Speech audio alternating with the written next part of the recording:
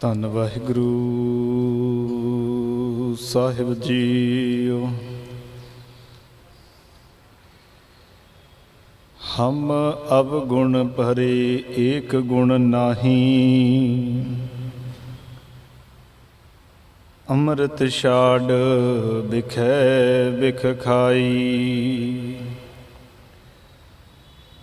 ਮਾਇਆ ਮੋਹ ਪਰਮ ਪੈ ਭੂਲੇ,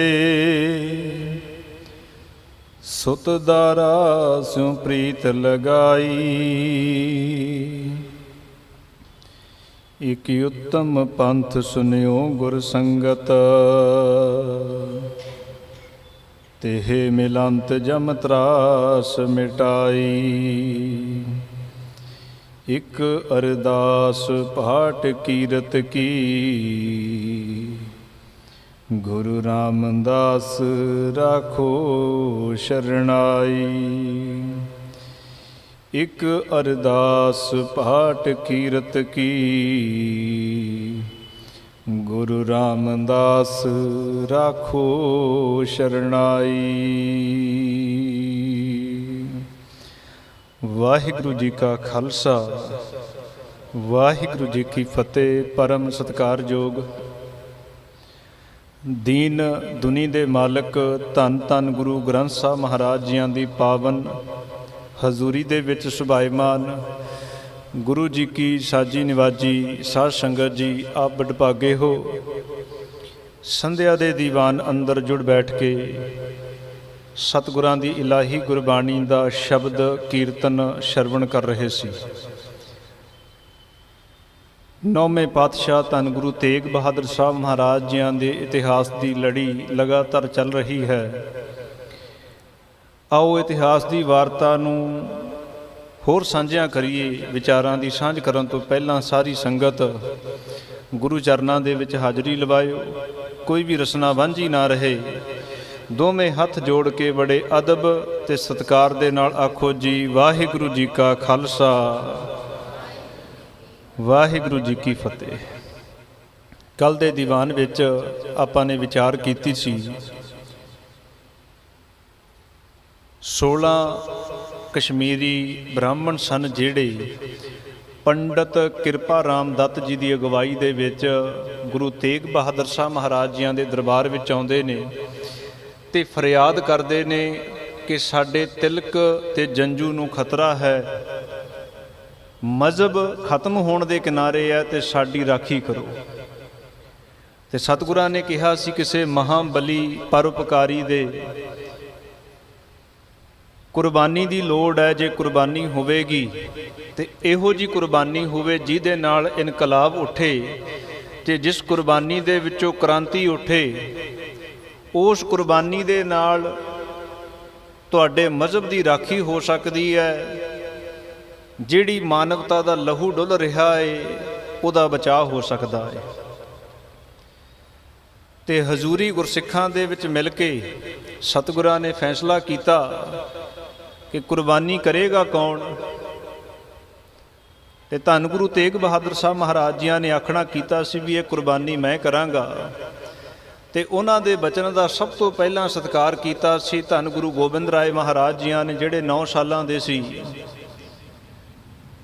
ਵੀ ਹਾਂ ਪਿਤਾ ਜੀ ਤੁਸੀਂ ਕੁਰਬਾਨੀ ਕਰਿਓ ਤਾਂ ਜੋ ਇਹਨਾਂ ਬੇਸਹਾਰਿਆਂ ਨੂੰ ਸਹਾਰਾ ਮਿਲ ਸਕੇ ਤੇ ਇਹਨਾਂ ਦਾ ਡੁੱਲ ਰਿਹਾ ਲਹੂ ਹੈ ਜਿਹੜਾ ਉਹਦਾ ਬਚਾਅ ਹੋ ਸਕੇ। ਗੁਰੂ ਤੇਗ ਬਹਾਦਰ ਸਾਹਿਬ ਮਹਾਰਾਜ ਜੀਆਂ ਨੇ ਲਿਖਤੀ ਪੈਗਾਮ ਉਹਨਾਂ ਬ੍ਰਾਹਮਣਾਂ ਦੇ ਹੱਥ ਪੰਡਤ ਕਿਰਪਾ ਰਾਮ ਦੱਤ ਦੀ ਅਗਵਾਈ ਵਿੱਚ ਔਰੰਗਜ਼ੇਬ ਦੇ ਦਰਬਾਰ ਵਿੱਚ ਭੇਜਿਆ ਸੀ ਵੀ ਇਕੱਲੇ ਇਕੱਲੇ ਦਾ ਜੰਝੂ ਉਤਾਰਨ ਨਾਲੋਂ ਜੇ ਗੁਰੂ ਤੇਗ ਬਹਾਦਰ ਦਾ ਜੰਝੂ ਉਤਾਰ ਲਵੇਂ। ਭਾਵ ਕੀ ਸੀ ਜੰਝੂ ਉਤਾਰਨ ਦਾ? ਵੀ ਜੇ ਗੁਰੂ ਤੇਗ ਬਹਾਦਰ ਸਾਹਿਬ ਮਹਾਰਾਜ ਜੀਆਂ ਦਾ ਦੀਨ ਖੋਹ ਲਵੇਂ, ਜੇ ਉਹਨਾਂ ਨੂੰ ਆਪਣੇ ਮਜ਼ਹਬ ਦੇ ਵਿੱਚ ਲੈ ਆਵੇਂ, ਤੇ ਅਸੀਂ ਸਾਰੇ ਤੇਰਾ ਮਜ਼ਹਬ ਕਬੂਲ ਕਰ ਲਵਾਂਗੇ, ਸਾਰਾ ਸਨਾਤਨ ਮਤ ਤੇਰੇ ਮਜ਼ਹਬ ਦੇ ਵਿੱਚ ਆ ਜਾਵੇਗਾ। ਤੇ ਔਰੰਗਜ਼ੇਬ ਨੇ ਲਿਖਤੀ ਫਰਮਾਨ ਭੇਜਿਆ ਸੀ ਵੀ ਗੁਰੂ ਜੀ ਨੂੰ ਗ੍ਰਿਫਤਾਰ ਕਰਕੇ ਦਿੱਲੀ ਲੈ ਕੇ ਆਓ। ਪਰ ਤੁਹਾਡੇ ਸੰਗਤਾਂ ਦੇ ਚਰਨਾਂ ਵਿੱਚ ਬੇਨਤੀ ਕਰਾਂ, ਔਰੰਗਜ਼ੇਬ ਦੇ ਲਿਖਤੀ ਫਰਮਾਨ ਆਨੰਦਪੁਰ ਆਉਣ ਤੋਂ ਪਹਿਲਾਂ ਗੁਰੂ ਸਾਹਿਬ ਦਿੱਲੀ ਵਾਸਤੇ ਰਵਾਨਾ ਹੋ ਗਏ ਸੀ। ਗੁਰੂ ਸਾਹਿਬ ਦੀ ਗ੍ਰਿਫਤਾਰੀ ਆਨੰਦਪੁਰ ਤੋਂ ਨਹੀਂ ਹੋਈ, ਗੁਰੂ ਸਾਹਿਬ ਖੁਦ ਦਿੱਲੀ ਪਹੁੰਚ ਗਏ ਸੀ।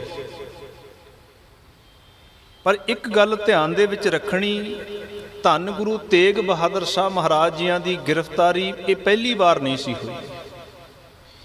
ਇਸ ਤੋਂ ਪਹਿਲਾਂ ਵੀ 2 ਵਾਰ ਗ੍ਰਿਫਤਾਰ ਕੀਤਾ ਜਾ ਚੁੱਕਾ ਸੀ ਗੁਰੂ ਤੇਗ ਬਹਾਦਰ ਸਾਹਿਬ ਮਹਾਰਾਜ ਨੂੰ।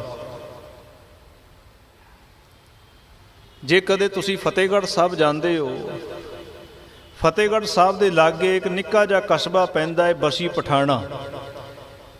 ਫਤਿਹਗੜ੍ਹ ਸਾਹਿਬ ਦੀ ਤਹਿਸੀਲ ਵੀ ਹੈ ਇਹ, ਤੇ ਬਸੀ ਪਠਾਣਾ ਦੇ ਵਿੱਚ ਅੱਜ ਵੀ ਉਹ ਪੁਰਾਤਨ ਜੇਲ੍ਹ ਪਈ ਹੈ ਜਿੱਥੇ ਗੁਰੂ ਤੇਗ ਬਹਾਦਰ ਸਾਹਿਬ ਮਹਾਰਾਜ ਨੂੰ ਕੁਝ ਮਹੀਨੇ ਕੈਦ ਕਰਕੇ ਰੱਖਿਆ ਗਿਆ ਸੀ।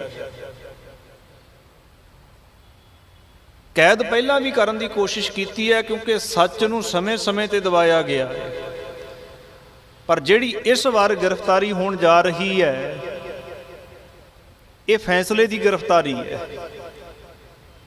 ਇਹ ਜਿਹੜੀ ਗ੍ਰਿਫਤਾਰੀ ਹੋਣ ਜਾ ਰਹੀ ਹੈ ਇਹ ਹਾਂ ਜਾਂ ਨਾ ਦੀ ਹੈ। ਜਾਂ ਤੇ ਗੁਰੂ ਸਾਹਿਬ ਉਹਨਾਂ ਦਾ ਦੀਨ ਕਬੂਲ ਕਰ ਲੈਣਗੇ ਤੇ ਜਾਂ ਉਹਨਾਂ ਨੇ ਸ਼ਹਾਦਤ ਦੇ ਦੇਣੀ ਹੈ। ਧੰਨ ਗੁਰੂ ਤੇਗ ਬਹਾਦਰ ਸਾਹਿਬ ਮਹਾਰਾਜ ਆਨੰਦਪੁਰ ਸਾਹਿਬ ਤੋਂ ਜਾਣ ਦਾ ਫੈਸਲਾ ਖੁਦ ਕੀਤਾ ਤੇ ਆਖਣਾ ਕੀਤਾ ਸੀ ਵੀ ਅਸੀਂ ਜਾਵਾਂਗੇ, ਪਰ ਜਾਣ ਤੋਂ ਪਹਿਲਾਂ ਜਿਹੜੀ ਰਸਮੀ ਸਰੂਪ ਦੇ ਵਿੱਚ ਸਿੱਖ ਪੰਥ ਦੀ ਵਾਗਡੋਰ ਸੀ ਆਪਣੇ 9 ਵਰ੍ਹਿਆਂ ਦੇ ਸਾਹਿਬਜ਼ਾਦੇ ਧੰਨ ਗੁਰੂ ਗੋਬਿੰਦ ਰਾਏ ਮਹਾਰਾਜ ਜੀਆਂ ਦੇ ਸਪੁਰਦ ਕੀਤੀ ਸੀ। ਗੁਰੂ ਗੋਬਿੰਦ ਰਾਏ ਮਹਾਰਾਜ ਜੀਆਂ ਨੂੰ ਗੁਰਤਾ ਗੱਦੀ ਦੀ ਦਾਤ ਬਖਸ਼ਿਸ਼ ਕੀਤੀ ਤੇ ਉਹਨਾਂ ਅੱਗੇ ਨਤਮਸਤਕ ਹੋਏ ਤੇ ਉਹਨਾਂ ਅੱਗੇ ਮੱਥਾ ਟੇਕ ਦਿੱਤਾ।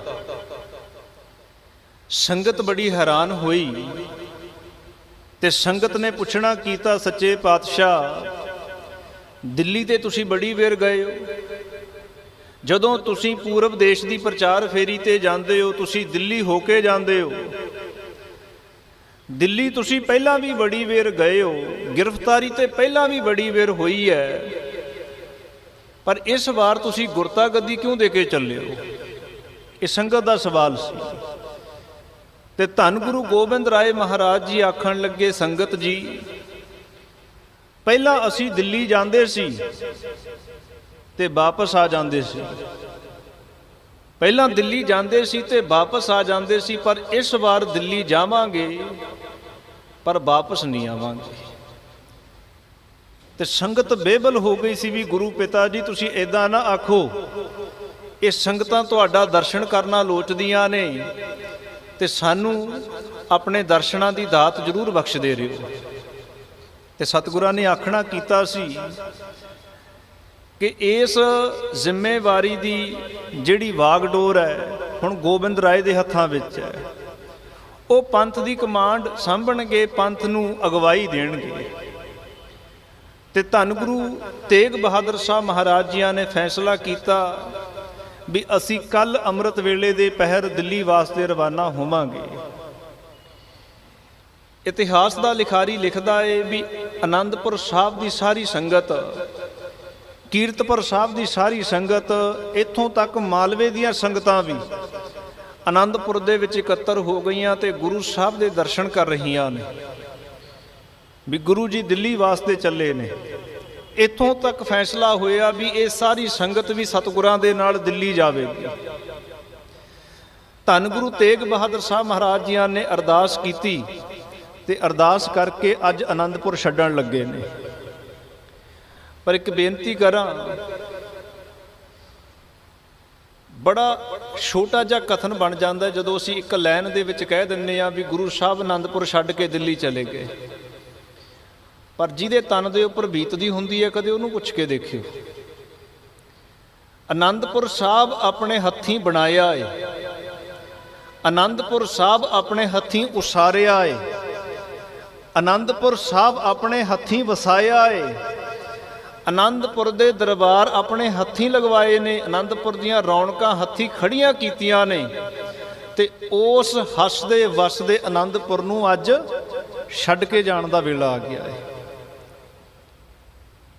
ਕਦੇ ਮਹਿਸੂਸ ਕਰਕੇ ਦੇਖਿਓ, ਕਦੇ ਘਰ ਛੱਡਣਾ ਪੈ ਜਾਵੇ ਨਾ ਆਪਣਾ ਤੇ ਕਿਵੇਂ ਬੀਤਦੀ ਹੈ। ਤੇ ਕੁਝ ਸਮੇਂ ਦੇ ਲਈ ਘਰ ਛੱਡਣਾ ਹੋਵੇ 5-7 ਸਾਲਾਂ ਦੇ ਲਈ ਤੇ ਫਿਕਰ ਪੈ ਜਾਂਦੀ ਹੈ। ਤੇ ਜਦੋਂ ਸਦਾ ਵਾਸਤੇ ਛੱਡਣਾ ਪੈ ਜਾਵੇ ਤੇ ਪਤਾ ਹੋਵੇ ਵੀ ਅੱਜ ਘਰ ਛੱਡ ਕੇ ਚੱਲੇ ਆ ਤੇ ਮੁੜ ਕੇ ਨਹੀਂ ਇਸ ਘਰ ਦੇ ਵਿੱਚ ਆਉਣਾ, ਤੇ ਉਹ ਦ੍ਰਿਸ਼ ਬੜਾ ਦਿਲ ਨੂੰ ਵਿੰਨਵਾ ਹੋਵੇਗਾ। ਤੇ ਸੱਚ ਮੰਨਿਓ, ਜਦੋਂ ਇਹ ਬਚਨ ਕਿਹਾ ਹੋਵੇਗਾ ਵੀ ਅਸੀਂ ਦਿੱਲੀ ਜਾਵਾਂਗੇ, ਪਰ ਜਾਵਾਂਗੇ ਤਾਂ ਜਾਵਾਂਗੇ ਪਰ ਵਾਪਸ ਨਹੀਂ ਆਵਾਂਗੇ, ਉਸ ਮਾਂ ਦੇ ਉੱਪਰ ਕੀ ਬੀਤਦੀ ਹੋਵੇਗੀ ਜਿਹੜੀ ਮਾਂ ਨੇ ਆਪਣੇ ਪੁੱਤਰ ਨੂੰ ਗੋਦ ਦੇ ਵਿੱਚ ਖੜਾਇਆ ਤੇ ਵੱਡੇ ਹੁੰਦੇ ਵੇਖਿਆ ਸੀ।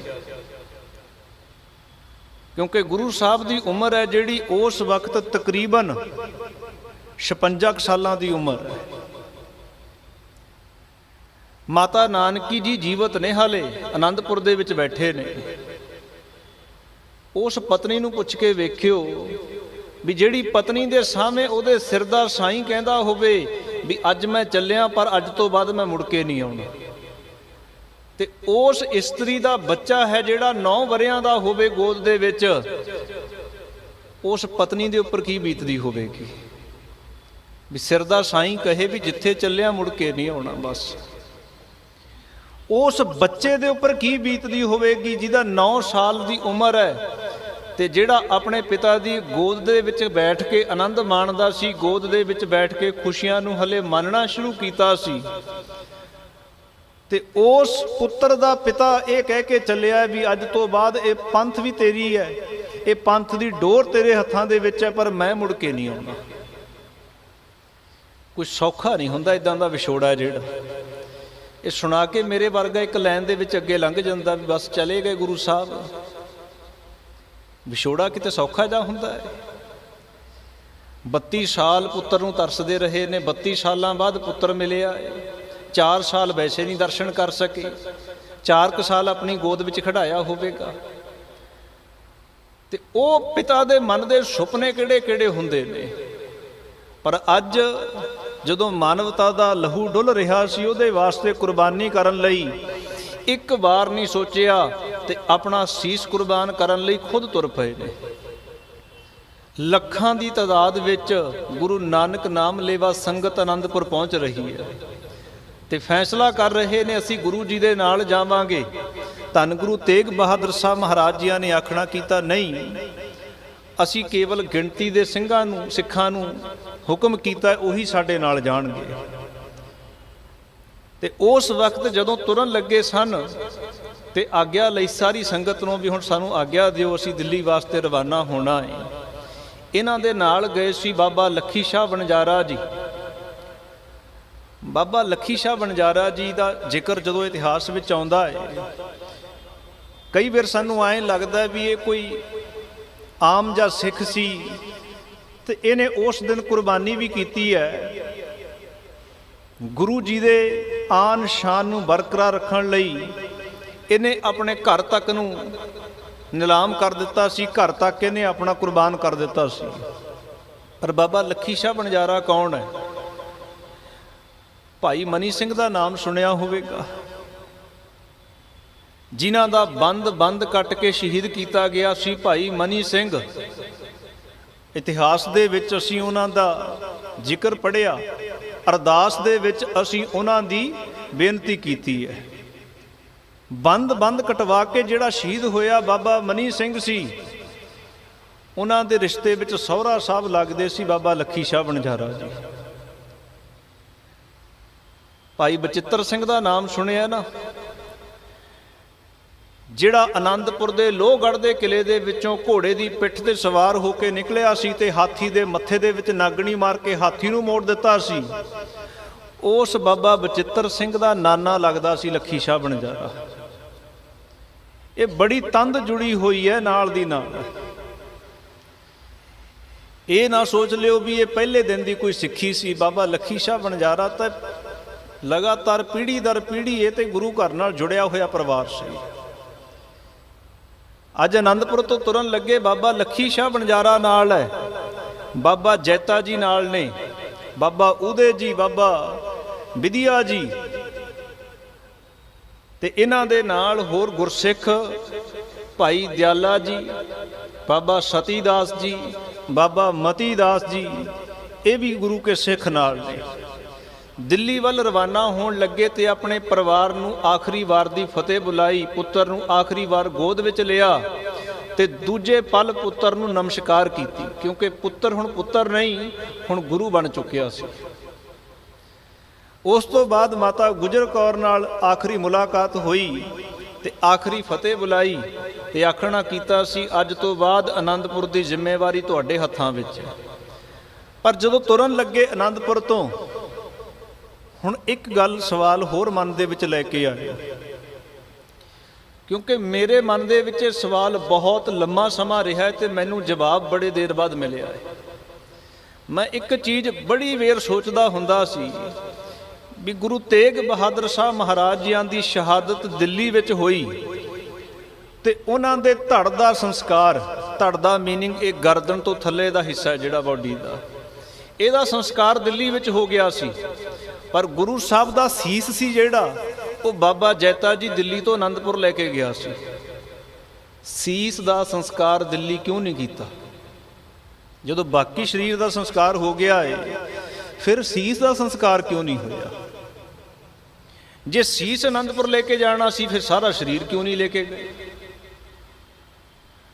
ਮੈਂ ਬੜੀ ਵੇਰ ਲੋਕਾਂ ਨੂੰ ਸਵਾਲ ਪੁੱਛਦਾ ਹੁੰਦਾ ਸੀ ਵੀ ਮੈਨੂੰ ਇਹਦਾ ਜਵਾਬ ਕੋਈ ਦੇ ਦਿਓ, ਸੀਸ ਕਿਉਂ ਆਨੰਦਪੁਰ ਲੈ ਕੇ ਆਏ ਸੀ? ਕੋਈ ਕਹਿੰਦਾ ਵੀ ਨਹੀਂ, ਉਹਨਾਂ ਨੇ ਲੈ ਕੇ ਜਾਣਾ ਸੀ, ਬਾਬਾ ਜੈਤਾ ਜੀ ਦੀ ਇੱਛਾ ਸੀ ਇਹ, ਪਰ ਨਹੀਂ, ਢੁਕਵਾਂ ਜਵਾਬ ਕਦੇ ਨਹੀਂ ਮਿਲਿਆ। ਪਰ ਜਦੋਂ ਇਤਿਹਾਸ ਨੂੰ ਖੁਦ ਦੇਖਿਆ ਏ, ਇਤਿਹਾਸ ਦੀਆਂ ਜਿਲਦਾਂ ਨੂੰ ਖੁਦ ਖੋਲ ਕੇ ਦੇਖਿਆ ਤੇ ਉਹਦੇ ਵਿੱਚ ਇੱਕ ਜਵਾਬ ਮਿਲਿਆ ਸੀ। ਅੱਜ ਜਦੋਂ ਆਨੰਦਪੁਰ ਤੋਂ ਤੁਰਨ ਦਾ ਵੇਲਾ ਆਇਆ ਧੰਨ ਗੁਰੂ ਤੇਗ ਬਹਾਦਰ ਸਾਹਿਬ ਮਹਾਰਾਜ ਜੀਆਂ ਦਾ, ਤੇ ਕਹਿੰਦੇ ਉਸ ਵਕਤ ਧੰਨ ਗੁਰੂ ਤੇਗ ਬਹਾਦਰ ਸਾਹਿਬ ਮਹਾਰਾਜ ਜੀਆਂ ਨੇ ਮਾਤਾ ਨਾਨਕੀ ਜੀ, ਜਿਹੜੇ ਰਿਸ਼ਤੇ ਵਿੱਚ ਉਹਨਾਂ ਦੇ ਮਾਤਾ ਜੀ ਸਨ, ਜਨਨੀ ਸਨ, ਮਾਤਾ ਨਾਨਕੀ ਜੀ ਦੇ ਅੱਗੇ ਹੱਥ ਜੋੜੇ ਤੇ ਆਖਣਾ ਕੀਤਾ, ਮਾਂ ਮੈਨੂੰ ਖਿਮਾ ਕਰੀ। ਤੇ ਮਾਤਾ ਨਾਨਕੀ ਜੀ ਨੇ ਬੜੇ ਹੈਰਾਨੀ ਭਰੇ ਲਹਿਜੇ ਨਾਲ ਪੁੱਛਣਾ ਕੀਤਾ, ਪੁੱਤਰ ਮੇਰੇ ਤੋਂ ਖਿਮਾ ਕਿਉਂ ਮੰਗੀ ਹੈ?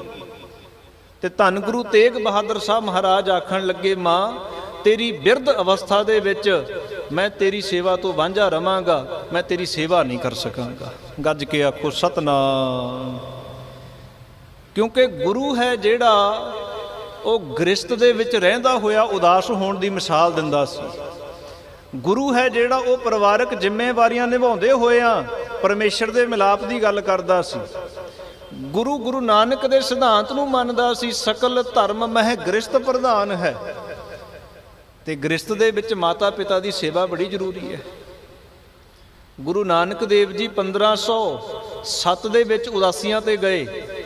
1507 ਤੋਂ ਲੈ ਕੇ 1515 ਤੱਕ ਪਹਿਲੀ ਉਦਾਸੀ 8 ਸਾਲਾਂ ਦੀ, ਦੂਜੀ ਉਦਾਸੀ 3 ਸਾਲਾਂ ਦੀ, ਤੀਜੀ ਉਦਾਸੀ 1 ਸਾਲ ਦੀ, ਫਿਰ ਫੇਰੀਆਂ ਕੀਤੀਆਂ। ਪਰ ਸੱਚ ਮੰਨਿਓ 1521 ਤੋਂ ਬਾਅਦ ਲੰਮੀ ਉਦਾਸੀ ਤੇ ਨਹੀਂ ਗਏ। ਪਰ ਗੁਰੂ ਸਾਹਿਬ 1521 ਤੋਂ ਲੈ ਕੇ 1539 ਤੱਕ ਕਰਤਾਰਪੁਰ ਸਾਹਿਬ ਦੇ ਵਿੱਚ ਰਹੇ ਨੇ। ਪੁੱਛੋ ਉਦਾਸੀ ਕਿਉਂ ਨਹੀਂ ਕੀਤੀ? ਕਿਉਂਕਿ ਮਾਤਾ ਪਿਤਾ ਬਿਰਧ ਸਨ। ਮਾਤਾ ਪਿਤਾ ਦੀ ਸੇਵਾ ਨੂੰ ਸਰਵੋਤਮ ਆਖਿਆ ਹੈ। ਇਹ ਮਾਤਾ ਪਿਤਾ ਦੀ ਸੇਵਾ ਪਹਿਲਾਂ ਹੈ। ਇਸ ਕਰਕੇ ਸੰਗਤ ਨੂੰ ਵੀ ਬੇਨਤੀ ਕਰਦਾ ਹੁੰਨਾ, ਗੁਰੂ ਘਰ ਆ ਕੇ ਆਪਾਂ ਬੜੀ ਸੇਵਾ ਕਰਦੇ ਹਾਂ, ਘਰ ਜਾ ਕੇ ਕਦੇ ਮਾਤਾ ਪਿਤਾ ਦੀ ਵੀ ਸੇਵਾ ਕਰ ਲਿਆ ਕਰਿਓ। ਗੱਜ ਕੇ ਆਖੋ ਸਤਨਾਮ। ਇਹ ਨਾ ਹੋਵੇ ਵੀ ਇੱਥੇ ਆ ਕੇ ਆਪਾਂ ਲੰਗਰਾਂ ਦੀ ਦੇਹ ਸੇਵਾ ਤੇ ਸੇਵਾ, ਜੋੜਿਆਂ ਦੀ ਦੇਹ ਸੇਵਾ ਤੇ ਸੇਵਾ, ਤੇ ਘਰ ਜਾ ਕੇ ਬੁੱਢੀ ਮਾਂ ਨੂੰ ਆਖੀਏ ਵੀ ਲਿਆ ਰੋਟੀ ਪਾ ਕੇ ਹੁਣ ਸਾਡੇ ਵਾਸਤੇ। ਤੇ ਸੇਵਾ ਕੀਤੀ ਕਿਹਦੀ ਲਾਹੇ ਆਈ? ਮਾਂ ਨੂੰ ਕੀ ਸੁੱਖ ਦੇਣਾ ਸੀ? ਮਾਂ ਨੂੰ ਅਸੀਂ ਜਾ ਕੇ ਸੇਵਾ ਕਰਨ ਲਾ ਲੈਂਦੇ ਹਾਂ ਵੀ ਹੁਣ ਤੂੰ ਸਾਡੀ ਸੇਵਾ ਕਰ। ਆਪਣੇ ਮਾਤਾ ਪਿਤਾ ਦੀ ਸੇਵਾ ਵੀ ਆਪ ਕਰਨੀ ਹੈ। ਇਹ ਸਾਡੇ ਗੁਰੂ ਪਿਤਾ ਨੇ ਵੀ ਕੀਤੀ ਹੈ। ਅੱਜ ਗੁਰੂ ਤੇਗ ਬਹਾਦਰ ਸਾਹਿਬ ਮਹਾਰਾਜ ਐਡੇ ਸਰਵੋਤਮ ਕਾਰਜ ਲਈ ਚੱਲੇ ਨੇ, ਪਰ ਫਿਰ ਵੀ ਮਾਂ ਦੇ ਅੱਗੇ ਹੱਥ ਜੋੜ ਕੇ ਖਿਮਾ ਮੰਗੀ, ਮਾਂ ਮੈਨੂੰ ਖਿਮਾ ਕਰੀ, ਮੈਂ ਬਿਰਧ ਅਵਸਥਾ ਵਿੱਚ ਤੇਰੀ ਸੇਵਾ ਨਹੀਂ ਕਰ ਸਕਿਆ। ਤੇ ਮਾਂ ਨਾਨਕੀ ਨੇ ਆਖਣਾ ਕੀਤਾ ਸੀ, ਪੁੱਤਰ ਝੋਰਾ ਨਾ ਕਰੀ, ਅੱਜ ਤੇਰੀ ਜਗ੍ਹਾ ਗੋਬਿੰਦ ਖੜਾ ਮੇਰੇ ਕੋਲ ਹੈ, ਇਹ ਕਰੇਗਾ ਮੇਰੀ ਸੇਵਾ। ਪਰ ਜਿਹੜੀ ਸੇਵਾ ਤੂੰ ਕਰਨ ਚੱਲਿਆ ਉਹ ਅੱਜ ਤੱਕ ਕਿਸੇ ਨੇ ਵੀ ਨਹੀਂ ਕੀਤੀ। ਗੱਜ ਕੇ ਆਖੋ ਸਤਨਾਮ। ਇਹ ਤੇ ਇੱਕ ਮਾਂ ਦੀ ਗੱਲ ਹੈ ਨਾ। ਜਿੰਨੀਆਂ ਮਾਵਾਂ ਦੇ ਪੁੱਤਾਂ ਦੀ ਰਾਖੀ ਤੂੰ ਕਰਨ ਚੱਲਿਆ ਏ, ਜਿੰਨੀਆਂ ਧੀਆਂ ਦੇ ਸੁਹਾਗ ਬਚਾਉਣ ਤੂੰ ਚੱਲਿਆ ਏ, ਇਹ ਸੇਵਾ ਕੋਈ ਨਹੀਂ ਕਰ ਸਕਿਆ, ਮੈਨੂੰ ਤੇਰੇ ਤੇ ਮਾਣ ਹੋਵੇਗਾ। ਕਹਿੰਦੇ ਇੱਕ ਕਦਮ ਪੁੱਟਿਆ ਗੁਰੂ ਤੇਗ ਬਹਾਦਰ ਸਾਹਿਬ ਮਹਾਰਾਜ ਨੇ ਤੇ ਰੁਕ ਗਏ। ਗੁਰੂ ਤੇਗ ਬਹਾਦਰ ਸਾਹਿਬ ਮਹਾਰਾਜ ਰੁਕ ਗਏ ਤੇ ਫਿਰ ਪਿਛਾਂ ਪਰਤ ਕੇ ਵੇਖਿਆ ਤੇ ਮਾਂ ਨਾਨਕੀ ਨੂੰ ਤੇ ਪੁੱਛਣ ਲੱਗੇ, ਮਾਂ ਦੁਨੀਆ ਦੀ ਇੱਕ ਰੀਤ ਬਣੀ ਹੋਈ ਹੈ ਵੀ ਮਾਪਿਆਂ ਦੀ ਆਖਰੀ ਇੱਛਾ ਉਹਨਾਂ ਦੀ ਸੰਤਾਨ ਪੂਰੀ ਕਰਦੀ ਹੈ। ਕੋਈ ਐਦਾਂ ਦਾ ਕੰਮ ਹੋਵੇ, ਕੋਈ ਐਦਾਂ ਦੀ ਸੇਵਾ ਹੋਵੇ ਜਿਹੜੀ ਤੇਰੀ ਇੱਛਾ ਹੋਵੇ ਤੇ ਮੈਂ ਆਪਣੇ ਹੱਥੀਂ ਪੂਰੀ ਕਰਕੇ ਜਾਵਾਂ। ਕੋਈ ਤੇਰੀ ਆਖਰੀ ਇੱਛਾ ਹੋਵੇ ਮੈਨੂੰ ਦੱਸ ਦੇ, ਕਿਉਂਕਿ ਮੈਂ ਵਾਪਸ ਨਹੀਂ ਪਰਤਣਾ। ਕੋਈ ਤੇਰੀ ਆਖਰੀ ਇੱਛਾ ਹੋਵੇ ਮੈਨੂੰ ਦੱਸ, ਮੈਂ ਆਪਣੇ ਹੱਥੀਂ ਪੂਰੇ ਕਰਕੇ ਜਾਵਾਂ, ਮੈਨੂੰ ਮਾਣ ਮਿਲੇਗਾ, ਮੈਨੂੰ ਖੁਸ਼ੀ ਮਿਲੇਗੀ, ਮੈਂ ਮਾਂ ਦੀ ਆਖਰੀ ਇੱਛਾ ਪੂਰੀ ਕੀਤੀ ਹੈ। ਧੰਨ ਮਾਤਾ ਨਾਨਕੀ ਜੀ ਪਹਿਲਾਂ ਚੁੱਪ ਹੋਏ ਤੇ ਫਿਰ ਮੁਸਕਰਾਏ ਤੇ ਆਖਣ ਲੱਗੇ, ਪੁੱਤਰ ਮਾਂ ਦੀ ਆਖਰੀ ਇੱਛਾ ਪੂਰੀ ਕਰੇਗਾ? ਕਹਿੰਦੇ ਬਿਲਕੁਲ ਕਰਾਂਗਾ। ਮੁਖੋਂ ਜੋ ਬੋਲੇਗੀ ਮਾਂ ਅੱਜ ਤੇਰੀ ਆਖਰੀ ਇੱਛਾ ਪੂਰੀ ਕਰਕੇ ਤੁਰਾਂਗਾ। ਤੇ ਧੰਨ ਮਾਤਾ ਨਾਨਕੀ ਨੇ ਆਖਣਾ ਕੀਤਾ ਸੀ, ਫਿਰ ਮੇਰੀ ਆਖਰੀ ਇੱਛਾ ਇਹ ਹੈ, ਮੈਂ ਆਪਣੇ ਪੁੱਤਰ ਦੇ ਸੋਹਣੇ ਮੁਖੜੇ ਦਾ ਇੱਕ ਵਾਰ ਹੋਰ ਦਰਸ਼ਨ ਕਰਨਾ ਹੈ। ਮੈਂ ਆਪਣੇ ਪੁੱਤਰ ਦੇ ਸੋਹਣੇ ਜੇ ਮੁਖੜੇ ਦਾ ਇੱਕ ਵਾਰ ਹੋਰ ਦਰਸ਼ਨ ਕਰਨਾ ਹੈ। ਤੇ ਧੰਨ ਗੁਰੂ ਤੇਗ ਬਹਾਦਰ ਸਾਹਿਬ ਮਹਾਰਾਜ ਪਿਛਾਂ ਪਰਤੇ ਤੇ ਪਿੱਛੇ ਗੁਰਸਿੱਖ ਖੜੇ ਸੀ। ਬਾਬਾ ਜੈਤਾ ਜੀ, ਬਾਬਾ ਮੱਖਣ ਸ਼ਾਹ ਲੁਬਾਣਾ, ਬਾਬਾ ਲੱਖੀ ਸ਼ਾਹ ਬਣਜਾਰਾ ਤੇ ਆਖਣ ਲੱਗੇ, ਉਹ ਗੁਰੂ ਕੇ ਸਿੱਖੋ ਮਾਂ ਦਾ ਬੋਲ ਯਾਦ ਰੱਖਿਓ, ਮੇਰੀ ਮਾਂ ਦਾ ਬੋਲ ਯਾਦ ਰੱਖਿਓ, ਇਹ ਚਿਹਰੇ ਦਾ ਮਾਂ ਨੇ ਇੱਕ ਵਾਰ ਹੋਰ ਦਰਸ਼ਨ ਕਰਨਾ ਹੈ। ਤੇ ਬਾਬਾ ਜੈਤਾ ਜੀ ਨੇ ਉਸ ਗੱਲ ਨੂੰ ਭੁੱਲੇ ਨਹੀਂ ਸੀ। ਜਿੱਦਣ ਦਿੱਲੀ ਸੰਸਕਾਰ ਹੋਣ ਲੱਗਿਆ ਸੀ, ਗੋਡੇ ਟੇਕ ਕੇ ਸੀਸ ਮੰਗਿਆ ਸੀ, ਇਹ ਸੀਸ ਮੈਨੂੰ ਦੇ ਦਿਓ, ਇਹਦਾ ਸੰਸਕਾਰ ਨਾ ਕਰਿਓ। ਬਾਬਾ ਲੱਖੀ ਸ਼ਾਹ ਬਣਜਾਰਾ ਪੁੱਛਣ ਲੱਗੇ, ਕਿਉਂ? ਕਹਿੰਦੇ ਜਦੋਂ ਸਾਰਾ ਸੰਸਕਾਰ ਹੋਣ ਲੱਗਿਆ ਤੇ ਹੋ ਲੈਣ ਦੇ, ਅਸੀਂ ਨਹੀਂ ਚਾਹੁੰਦੇ ਸਾਡੇ ਗੁਰੂ ਕੇ ਤਨ ਦੀ ਬੇਅਦਬੀ ਹੋਵੇ, ਕਿਤੇ ਔਰੰਗਜ਼ੇਬ ਦੇ ਪਾਪੀਆਂ ਦੇ ਹੱਥ ਇਹ ਸੀਸ ਨਾ ਲੱਗੇ। ਤੇ ਬਾਬਾ ਜੈਤਾ ਜੀ ਨੇ ਆਖਣਾ ਕੀਤਾ ਸੀ, ਸਿਰ ਕੱਟਿਆ ਜਾਵੇਗਾ, ਤਨ ਦੇ ਵਿੱਚੋਂ ਲਹੂ ਦੀ ਬੂੰਦ ਬੂੰਦ ਨੁੱਚੜ ਜਾਵੇਗੀ, ਪਰ ਇਹ ਸੀਸ ਹੁਣ ਆਨੰਦਪੁਰ ਜੈਤਾ ਲੈ ਕੇ ਜਾਵੇਗਾ। ਕਿਉਂ ਲੈ ਕੇ ਜਾਣਾ ਹੈ? ਕਿਉਂਕਿ ਮੇਰੀ ਗੁਰੂ ਦੀ ਮਾਂ ਨੇ ਆਖਰੀ ਇੱਛਾ ਪ੍ਰਗਟ ਕੀਤੀ ਤੇ ਮੇਰੇ ਗੁਰੂ ਦੀ ਇੱਛਾ ਇਹ ਸੀ ਮੇਰੀ ਮਾਂ ਦੀ ਇੱਛਾ ਪੂਰੀ ਹੋਵੇ ਤੇ ਮੈਂ ਆਪਣੇ ਗੁਰੂ ਦੀ ਇੱਛਾ ਜ਼ਰੂਰ ਪੂਰੀ ਕਰਨੀ ਹੈ। ਮਾਤਾ ਨਾਨਕੀ ਨੂੰ ਆਖਰੀ ਵਾਰ ਦਰਸ਼ਨ ਕਰਵਾਉਣੇ ਸੀ ਸੀਸ ਦੇ, ਇਸ ਕਰਕੇ ਬਾਬਾ ਜੈਤਾ ਸੀਸ ਤਲੀ ਤੇ ਟਿਕਾ ਕੇ ਆਪਣਾ ਤੇ ਗੋਦ ਵਿੱਚ ਲਿਆ ਸੀਸ ਧੰਨ ਗੁਰੂ ਤੇਗ ਬਹਾਦਰ ਦਾ ਤੇ ਦਿੱਲੀ ਤੋਂ ਆਨੰਦਪੁਰ ਪਹੁੰਚ ਗਿਆ ਸੀ। ਪਰ ਸੌਖਾ ਨਹੀਂ ਸੀ। ਪਰ ਯਾਦ ਰੱਖਿਓ ਵੀ ਦਿੱਲੀ ਤੋਂ ਆਨੰਦਪੁਰ ਸੀਸ ਕਿਉਂ ਆਇਆ ਸੀ, ਪਰ ਕਿਵੇਂ ਆਇਆ ਉਹ ਫਿਰ ਸੁਣਾਵਾਂਗੇ। ਆਪਾਂ ਜਿਹੜੀ ਵਿਚਾਰ ਕਰ ਰਹੇ ਸੀ, ਅੱਜ ਤੁਰੇ ਆਨੰਦਪੁਰ ਤੋਂ ਤੇ ਸੰਗਤਾਂ ਗੁਰਬਾਣੀ ਦਾ ਗਾਇਨ ਕਰਦੀਆਂ ਨਾਲ ਤੁਰ ਪਈਆਂ। ਆਨੰਦਪੁਰ ਤੋਂ ਕੁਝ ਕੁ ਮੀਲਾਂ ਦੇ ਉੱਪਰ ਨਗਰ ਹੈ ਕੀਰਤਪੁਰ ਸਾਹਿਬ। ਕੀਰਤਪੁਰ ਦੀ ਸ਼ਾਹੀ ਟਿੱਬੀ ਤੱਕ ਸੰਗਤ ਆਈ ਤੇ ਸਤਿਗੁਰਾਂ ਨੇ ਫਿਰ ਫਤਿਹ ਬੁਲਾਈ ਵੀ ਇੱਥੋਂ ਹੁਣ ਵਾਪਸ ਚਲੇ ਜਾਓ। ਤੇ ਹਜੂਰੀ ਗੁਰਸਿੱਖ ਸਨ ਜਿਹੜੇ ਉਹ ਗੁਰੂ ਸਾਹਿਬ ਦੇ ਨਾਲ ਪੈਦਲ ਨਾਲ ਚੱਲ ਪਏ ਤੇ ਸਫ਼ਰ ਕਰਦੇ ਹੋਏ, ਵਾਟ ਮਕਾਉਂਦੇ ਹੋਏ ਰੋਜ਼ਾਨਾ ਕੁਝ ਦਿਨਾਂ ਦੇ ਵਿੱਚ ਧੰਨ ਗੁਰੂ ਤੇਗ ਬਹਾਦਰ ਸਾਹਿਬ ਮਹਾਰਾਜ ਹਜੂਰੀ ਗੁਰਸਿੱਖਾਂ ਦੇ ਨਾਲ ਦਿੱਲੀ ਦੀ ਧਰਤੀ ਦੇ ਉੱਪਰ ਹਾਜ਼ਰ ਹੋ ਗਏ। ਔਰੰਗਜ਼ੇਬ ਨੂੰ ਪਤਾ ਲੱਗ ਗਿਆ ਵੀ ਨੌਵਾਂ ਨਾਨਕ ਤੇਗ ਬਹਾਦਰ ਦਿੱਲੀ ਪਹੁੰਚ ਗਿਆ ਹੈ। ਤੇ ਔਰੰਗਜ਼ੇਬ ਸੀ ਜਿਹੜਾ ਉਹਨੇ ਆਖਣਾ ਕੀਤਾ ਉਹਦੀ ਗ੍ਰਿਫਤਾਰੀ ਹੋਈ ਹੈ। ਤੇ ਉਹਨਾਂ ਆਖਣਾ ਕੀਤਾ ਵੀ ਗ੍ਰਿਫਤਾਰ ਨਹੀਂ ਹਲੇ ਕੀਤਾ ਕਿਸੇ ਨੇ, ਕਿਉਂਕਿ ਗ੍ਰਿਫਤਾਰ ਕਰਨ ਤੋਂ ਪਹਿਲਾਂ ਹੀ ਉਹ ਆਪ ਹੀ ਦਿੱਲੀ ਆ ਗਏ ਨੇ। ਤੇ ਔਰੰਗਜ਼ੇਬ ਨੇ ਸਖਤ ਫਰਮਾਨ ਜਾਰੀ ਕੀਤੇ ਸੀ, ਜਿੰਨੀ ਛੇਤੀ ਹੋ ਸਕਦਾ ਹੈ ਗੁਰੂ ਤੇਗ ਬਹਾਦਰ ਮਹਾਰਾਜ ਨੂੰ ਗ੍ਰਿਫਤਾਰ ਕਰ ਲਿਓ। ਕਿਉਂ? ਕਿਉਂਕਿ ਔਰੰਗਜ਼ੇਬ ਨੂੰ ਪਤਾ ਸੀ ਜਦੋਂ ਮੇਰਾ ਪਿਓ ਜਿਉਂਦਾ ਸੀ ਸ਼ਾਹਜਹਾਨ, ਇਸੇ ਗੁਰੂ ਤੇਗ ਬਹਾਦਰ ਦੇ ਹੱਥਾਂ ਵਿੱਚ ਘੁੰਮਦੀ ਹੋਈ ਸ਼ਮਸ਼ੀਰ ਨਜ਼ਰ ਨਹੀਂ ਸੀ ਆਉਂਦੀ। ਇਹ ਤਿਆਗ ਮੱਲ ਤੋਂ ਤੇਗ ਬਹਾਦਰ ਮੇਰੇ ਪਿਓ ਦੇ ਸਾਹਮਣੇ ਹੀ ਬਣਿਆ ਸੀ। ਇਸ ਕਰਕੇ ਬੜਾ ਚਿੰਤਤ ਸੀ, ਕਿਤੇ ਇਹ ਮੇਰੇ ਸਾਹਮਣੇ ਆ ਗਿਆ ਤੇ ਕਿਤੇ ਇਹ ਨਾ ਹੋਵੇ ਇਹਦੀ ਸ਼ਮਸ਼ੀਰ ਦੇ ਅੱਗੇ ਮੈਂ ਭੇਟ ਹੋ ਜਾਵਾਂ। ਗੱਜ ਕੇ ਆਖੋ ਸਤਨਾਮ। ਚਿੰਤਤ ਹੋਇਆ ਔਰੰਗਜ਼ੇਬ ਸਖਤ ਫਰਮਾਨ ਜਾਰੀ ਕੀਤੇ, ਹਾਈ ਅਲਰਟ ਕੀਤਾ ਤੇ ਗੁਰੂ ਸਾਹਿਬ ਦੀ ਗ੍ਰਿਫਤਾਰੀ ਕਰਵਾਈ ਗਈ। ਧੰਨ ਗੁਰੂ ਤੇਗ ਬਹਾਦਰ ਸਾਹਿਬ ਮਹਾਰਾਜ ਜੀਆਂ ਦੇ ਨਾਲ 3 ਗੁਰੂ ਕੇ ਸਿੱਖਾਂ ਦੀ ਵੀ ਗ੍ਰਿਫਤਾਰੀ ਹੋਈ। ਬਾਬਾ ਸਤੀ ਦਾਸ, ਬਾਬਾ ਮਤੀ ਦਾਸ, ਬਾਬਾ ਦਿਆਲਾ ਜੀ ਗ੍ਰਿਫਤਾਰੀ ਹੋਈ, ਜੇਲ੍ਹ ਵਿੱਚ ਰੱਖਿਆ ਗਿਆ। ਕਈ ਦਿਨ ਭੁੱਖਣ ਭਾਣੇ ਰੱਖਿਆ ਤੇ ਸੋਚਦੇ ਸਨ ਹੋ ਸਕਦਾ ਗੁਰੂ ਡੋਲ ਜਾਵੇਗਾ, ਪਰ ਗੁਰੂ ਤਾਂ ਡੋਲਦਿਆਂ ਨੂੰ ਵੀ ਸਹਾਰਾ ਦੇਣ ਵਾਲਾ ਹੈ। ਆਪਾਂ ਬਾਣੀ ਪੜ੍ਹਦੇ ਆ ਨਾ, ਤੂੰ ਕਾਹੇ ਡੋਲੇ ਪ੍ਰਾਣੀਆਂ ਤੁਧ ਰਾਖੇਗਾ ਸਿਰਜਣਹਾਰ। ਉਹ ਤੇ ਸਿਰਜਣਹਾਰ ਆਪ ਹੈ, ਤੂੰ ਡੋਲਦਾ ਕਿਉਂ ਹੈ? ਉਹ ਤੇ ਡੋਲਦਿਆਂ ਨੂੰ ਸਹਾਰਾ ਦੇਣ ਵਾਲਾ ਸੀ। ਉਹ ਸੋਚਦੇ ਨੇ ਜੇ ਭੁੱਖਾ ਰਹੇਗਾ ਇਹ ਡੋਲ ਜਾਵੇਗਾ, ਪਰ ਇਹ ਨਹੀਂ ਪਤਾ ਤੁਸੀਂ ਇਹਦੀ ਗੱਲ ਕਰਦੇ ਹੋ।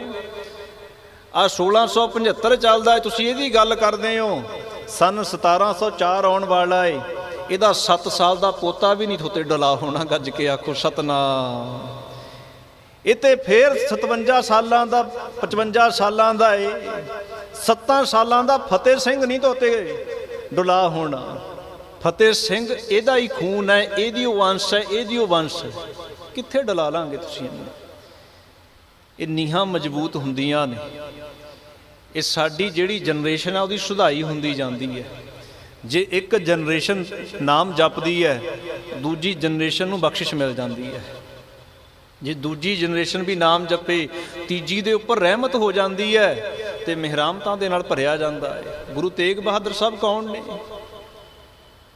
ਗੁਰੂ ਤੇਗ ਬਹਾਦਰ ਸਾਹਿਬ ਕੌਣ ਨੇ? ਗੁਰੂ ਹਰਗੋਬਿੰਦ ਸਾਹਿਬ ਮਹਾਰਾਜ ਦੇ ਸਾਹਿਬਜ਼ਾਦੇ ਨੇ, ਸਭ ਤੋਂ ਨਿੱਕਾ ਸਾਹਿਬਜ਼ਾਦਾ। ਗੁਰੂ ਤੇਗ ਬਹਾਦਰ ਸਾਹਿਬ ਮਹਾਰਾਜ ਕੌਣ ਨੇ? ਗੁਰੂ ਅਰਜਨ ਦੇਵ ਮਹਾਰਾਜ ਜੀਆਂ ਦੇ ਪੋਤਰੇ ਨੇ, ਜਿਹੜੇ ਤੱਤੀ ਤਵੀ ਤੇ ਬੈਠ ਕੇ ਵੀ ਆਖਦੇ ਸੀ ਤੇਰਾ ਕੀਆ ਮੀਠਾ ਲੱਗੇ, ਹਰ ਨਾਮ ਪਦਾਰਥ ਨਾਨਕ ਮੰਗੇ।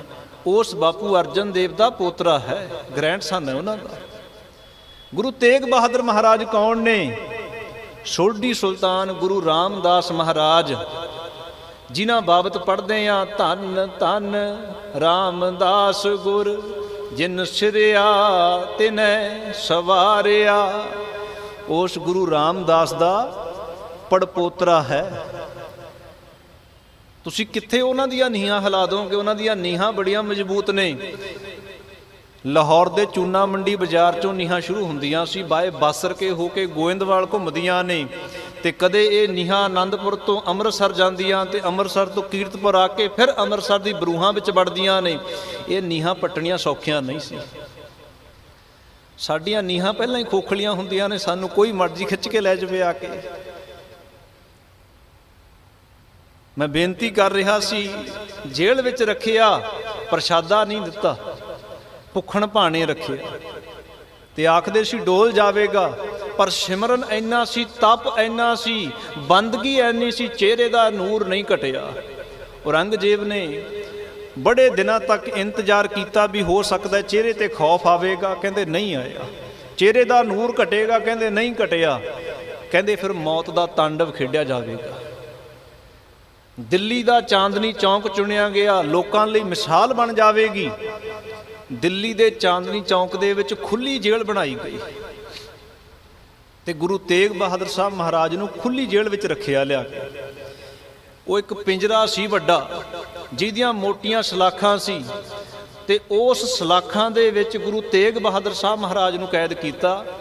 ਖੁੱਲੇ ਮੈਦਾਨ ਦੇ ਵਿੱਚ, ਖੁੱਲੀ ਜੇਲ੍ਹ ਦੇ ਵਿੱਚ ਚਾਰੇ ਪਾਸੇ ਜਲਾਦ ਖੜੇ, ਪਹਿਰਾ ਲਾਈ, ਤੇ ਗੁਰੂ ਤੇਗ ਬਹਾਦਰ ਸਾਹਿਬ ਮਹਾਰਾਜ ਨੂੰ ਉਹਨਾਂ ਸਲਾਖਾਂ ਦੇ ਪਿੱਛੇ ਕੈਦ ਕਰ ਦਿੱਤਾ।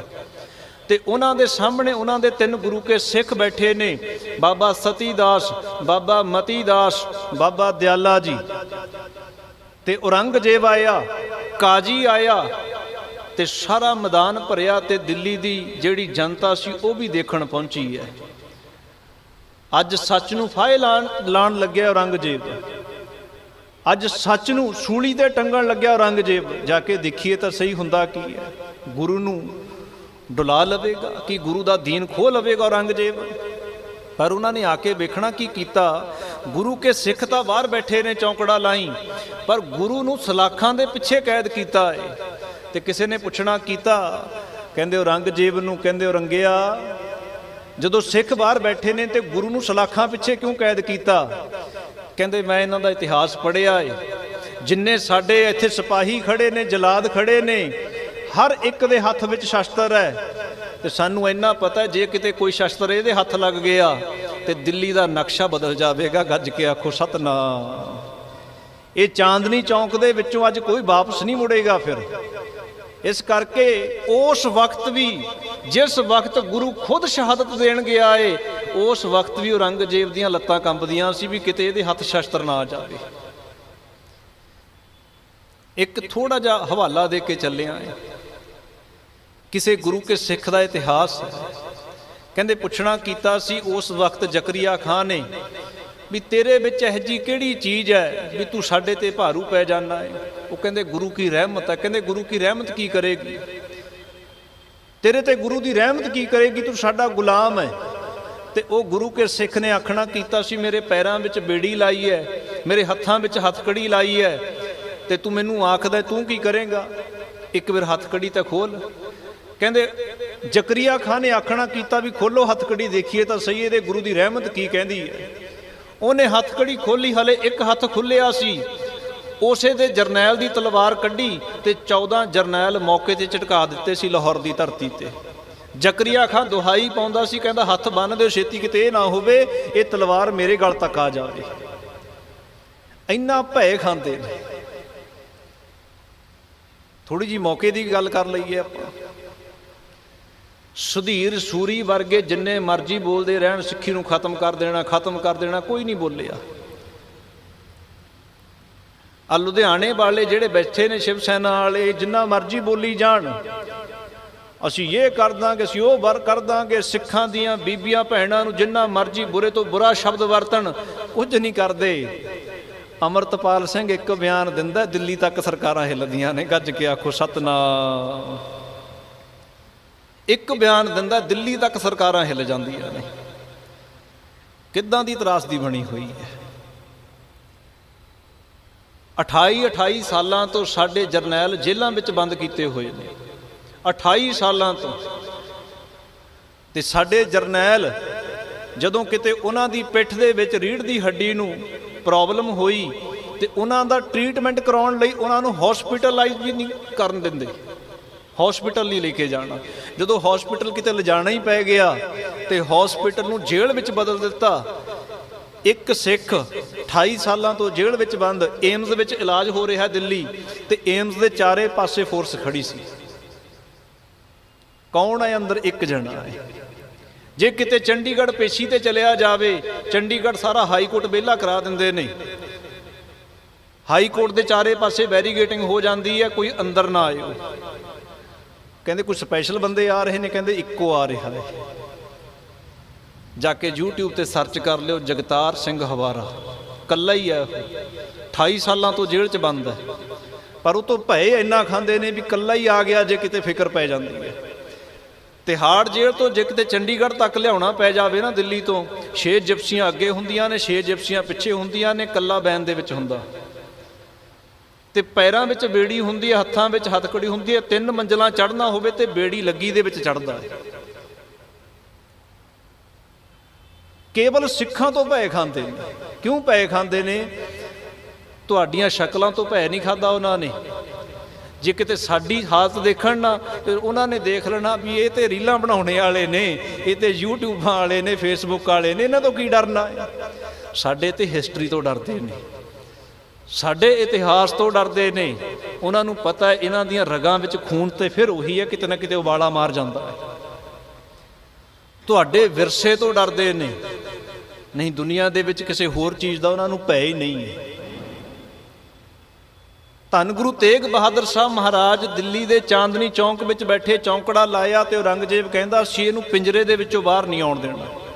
ਜਿਵੇਂ ਸ਼ੇਰ ਤਾੜਿਆ ਹੁੰਦਾ ਹੈ ਪਿੰਜਰੇ ਦੇ ਵਿੱਚ, ਐਦਾਂ ਤਾੜ ਕੇ ਰੱਖਿਆ ਗੁਰੂ ਤੇਗ ਬਹਾਦਰ ਸਾਹਿਬ ਮਹਾਰਾਜ ਨੂੰ। ਤੇ ਗੁਰੂ ਕੇ ਸਿੱਖਾਂ ਨੂੰ ਪੁੱਛਣਾ ਕੀਤਾ ਬਈ ਤੁਸੀਂ ਕੌਣ ਹੋ?